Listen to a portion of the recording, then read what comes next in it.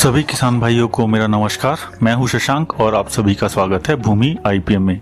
किसान भाई दिनेश जी, धनेंद्र जी ने कमेंट के माध्यम से फर्टिलाइजर एप्लीकेशन की डिटेल जानकारी देने की मांग की थी। उन्हीं कमेंट को ध्यान में रखते हुए मैं ये जानकारी आप सभी के साथ शेयर कर रहा हूँ। तो आज की जानकारी में ये बिंदु रहेंगे। पहला, अनुशंसित या संतुलित खाद की क्या मात्रा है और कब इसे उपयोग करना है, इसे मैं चार्ट के माध्यम से समझाने का प्रयास करूंगा। और दूसरा जो रहेगा बिंदु वो है जैव उर्वरकों का कैसे बेहतर उपयोग किया जा सकता है जिससे प्राकृतिक रूप से उपस्थित पोषक तत्वों का सदुपयोग किया जा सके।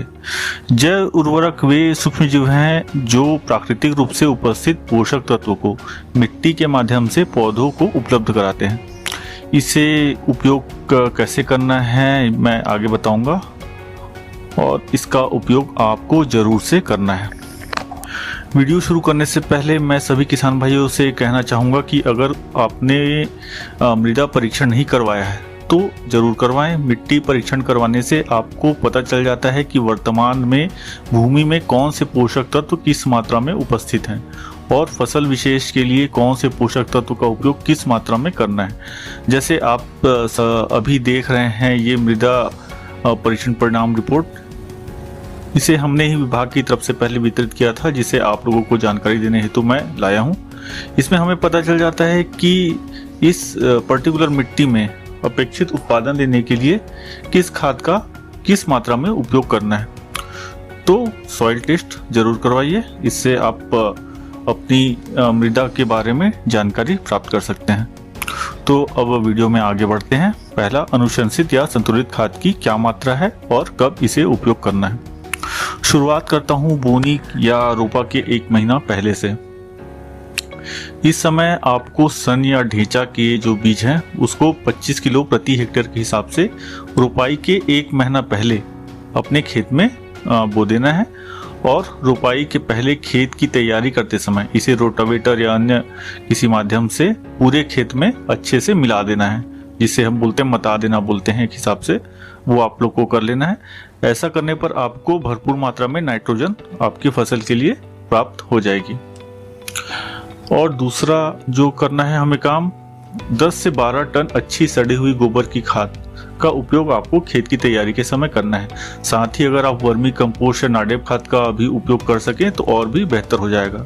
इससे पोषक तत्व तो आपकी फसल को मिलेगा, साथ ही आपकी भूमि का पीएच मान कंट्रोल में रहेगा, ऑर्गेनिक कार्बन की मात्रा बढ़ेगी, मृदा की संरचना बेहतर हो जाएगी, मिट्टी की जल धारण क्षमता बढ़ जाएगी और आपके द्वारा आगे जो भी पोषक तत्व फसल को दिए जाएंगे वे बेहतर रूप से आपकी फसल या पौधों को प्राप्त होंगे।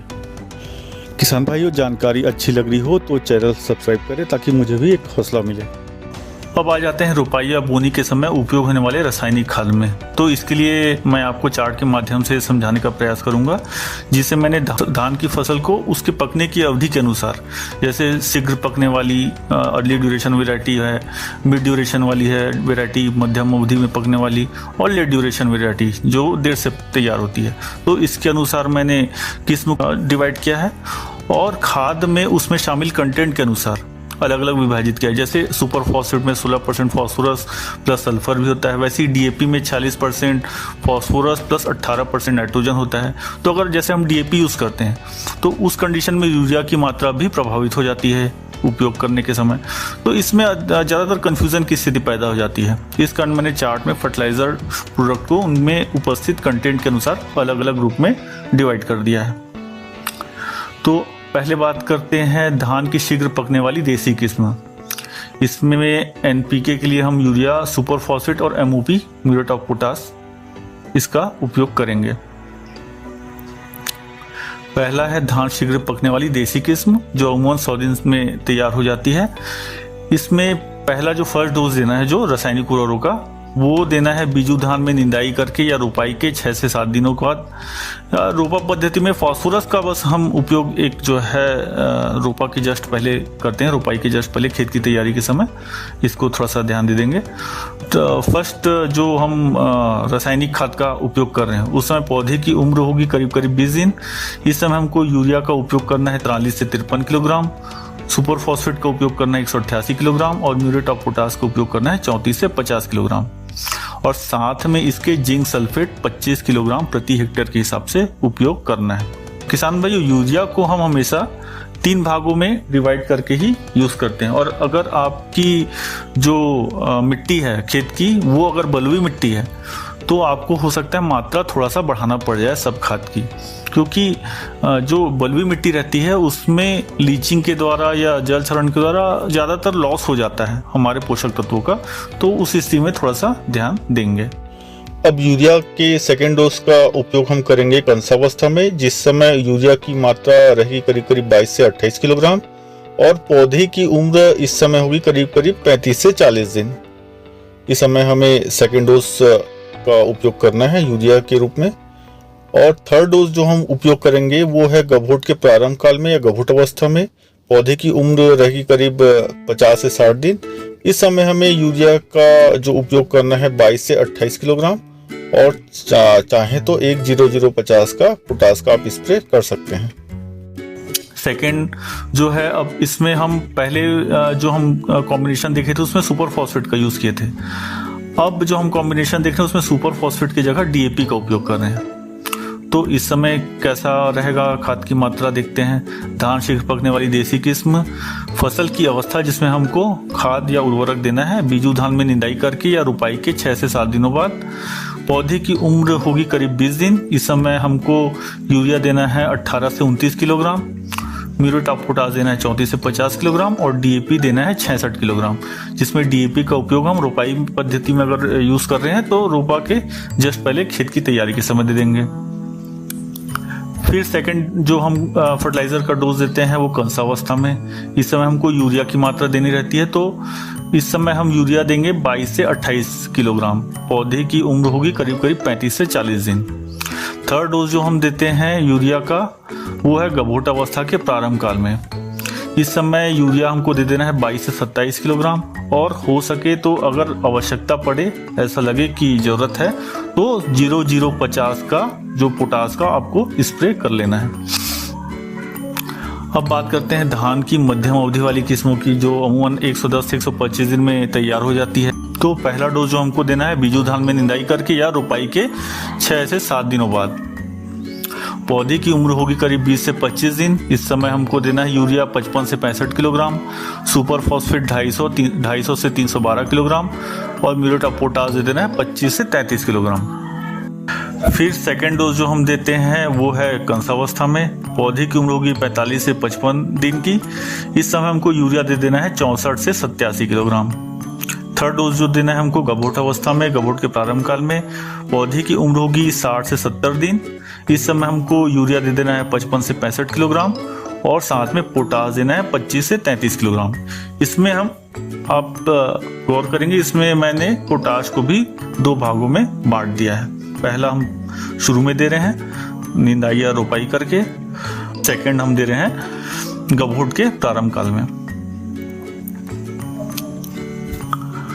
अब फिर से धान की मध्यम अवधि वाली किस्में 110 से 125 दिन, इसमें हम एसएसपी के जगह डीएपी यूज कर रहे हैं। तो अब देखते हैं खाद की क्या मात्रा होगी। बीजू धान में निंदाई करके या रुपाई के 6 से 7 दिनों बाद। पौधे की उम्र होगी 20 से 25 दिन। इस समय हमको डीएपी देना है 87 से 109 किलोग्राम, यूरिया देना है 30 से 40 किलोग्राम और म्यूरेट ऑफ पोटाश देना है 25 से 33 किलोग्राम।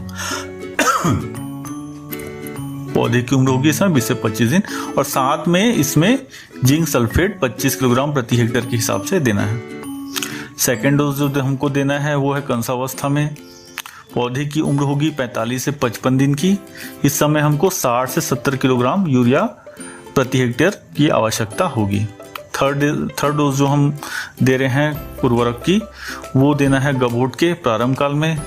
पौधे की उम्र होगी 60 से 70 दिन। इस समय यूरिया हमको दे देना है 50 से 60 किलो और पोटाश दे देना है 25 से 33 किलो। अब बात करेंगे धान की लंबी अवधि वाली किस्मों, अमूमन जो 125 दिन से अधिक समय की जो वैरायटी रहती है उसकी। फसल की अवस्था बीजू धान में निंदाई करके या रोपाई के 6 से 7 दिनों बाद। पौधे की उम्र 20 से 25 दिन। इस समय जिंक सल्फेट हमको दे देना है 25 किलोग्राम प्रति हेक्टेयर, यूरिया की मात्रा रहेगी 65 से 80 किलोग्राम, सुपर फॉस्फेट की मात्रा होगी 312 से 375 किलोग्राम और म्यूरेट ऑफ पोटास की मात्रा होगी 34 से 42 किलोग्राम। फिर सेकेंड डोज हमको यूरिया का देना है कंसावस्था में। इस समय पौधे की उम्र होगी 50 से 60 दिन। यूरिया दे देना इस समय 85 से 100 किलोग्राम। फिर थर्ड डोज जो देते हैं हम वो है गभोट अवस्था में या गभोट के प्रारंभ काल में, जो बाली निकलने की अवस्था में। पौधे की उम्र होगी इस समय 65 से 75 दिन। इस समय यूरिया हमको देना है 65 से 80 किलोग्राम और पोटास दे देना है 33 से 41 किलोग्राम। अब सुपर फॉस्फेट की जगह अगर अपन डीएपी यूज करते हैं तो क्या रहेगा कॉम्बिनेशन? बीजू धान में वही निंदाई करके या रोपाई के 6 से 7 दिनों बाद। पौधे की उम्र होगी 20 से 25 दिन। जिंक सल्फेट देना है 25 किलोग्राम। यूरिया देना है 52 से 63 किलोग्राम। डीएपी जो हम रोपाई के जस्ट पहले यूज कर रहे हैं उसे दे देना है 109 किलोग्राम और पोटास को देना है 34 से 42 किलोग्राम। फिर सेकेंड डोज जाता है कंसावस्था में। इस समय पौधे की उम्र होगी करीब 50 से 60 दिन। इस समय हमको यूरिया दे देना है 70 से 80 किलोग्राम, प्लस चाहे तो सल्फर भी इसे मिला सकते हैं। और थर्ड डोज जो हमको देना है वो है गभोट के प्रारंभ काल में। पौधे की उम्र 65 से 75 दिन की होगी। इस समय हमको यूरिया देना है 52 से 63 किलोग्राम और पोटास देना है 33 से 41 किलोग्राम। किसान भाइयों, पौधे जो हैं उनमें अगर किसी पोषक तत्व की कमी होगी तो कुछ ना कुछ लक्षण आपको सामने दिखाई देना शुरू हो जाते हैं। आपको उन लक्षणों को भी पहचानना है ताकि हम एग्जैक्ट पता लगा सकें कि अब हमको कौन सी खाद का उपयोग किस मात्रा में करना है। देखते हैं आगे चल के मैं इसमें भी वीडियो बनाने की कोशिश करूंगा। किसान भाइयों, अगर जानकारी अच्छी लग रही हो तो कृपया चैनल को लाइक करें, सब्सक्राइब करें, शेयर करें। तो ये बात हो गई रासायनिक खाद की। अब बात करते हैं जैव उर्वरकों की। इनका उपयोग करके आप बेहतर लाभ ले सकते हैं क्योंकि मिट्टी और वातावरण में नाइट्रोजन, फास्फोरस, पोटास की बहुत मात्रा है, पर वो हमारे पौधों को उपलब्ध होने वाले फॉर्म में नहीं है। और ये जैव उर्वरक इन अनुपलब्ध पोषक तत्वों को पौधे के लिए उपलब्ध फॉर्म में बदल के अपना काम करते हैं। धान के लिए हम जो यूज करने वाले हैं, पहला है पीएसबी या फास्फोरस सोल्युबलाइजिंग बैक्टीरिया या फास्फोरस घोलक जीवाणु भी से बोलते हैं। दूसरा है जेटोबैक्टर, ये नाइट्रोजन के लिए होता है। और तीसरा है केएमबी या पोटास मोबिलाइजिंग बैक्टीरिया। इन सभी जो जैव उर्वरक हैं इनको उपयोग करने का तरीका एक ही जैसा है। इनको 3 प्रकार से हम उपयोग कर सकते हैं: बीज उपचार से, जड़ उपचार द्वारा और तीसरा मृदा उपचार द्वारा। पहले बात करेंगे बीज उपचार की। तो इसके लिए 250 ml तरल जैव उर्वरक का 2 से 3 लीटर पानी में घोल बना लें।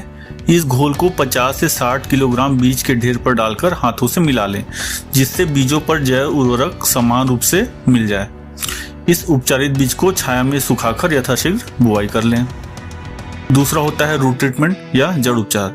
यह विधि रोपाई वाली फसलों के लिए उपयुक्त है। इसके लिए 4 से 5 लीटर पानी में 8 से 10 ग्राम गुड़ मिला लें और तरल जैव उर्वरक की 250 ml मात्रा को इसमें घोल लें। 1 एकड़ के लिए पर्याप्त पौधों की जड़ों को इस घोल में 5 मिनट तक डुबा के रखें और यथाशीघ्र रोपाई कर दें। इसमें ही आपका बेहतर रिजल्ट मिल जाएगा। तीसरा होता है मृदा उपचार या सॉइल ट्रीटमेंट बोलते हैं इसे।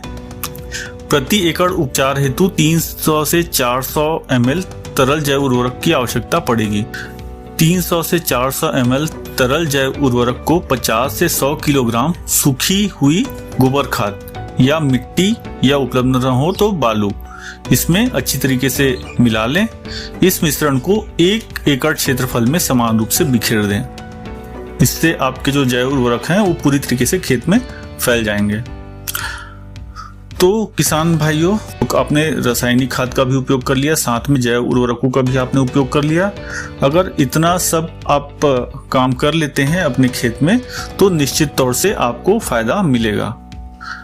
तो आज की जानकारी यहीं पर खत्म होती है। अगर जानकारी अच्छी लगी हो तो वीडियो को लाइक करें, चैनल को सब्सक्राइब करें और शेयर करें।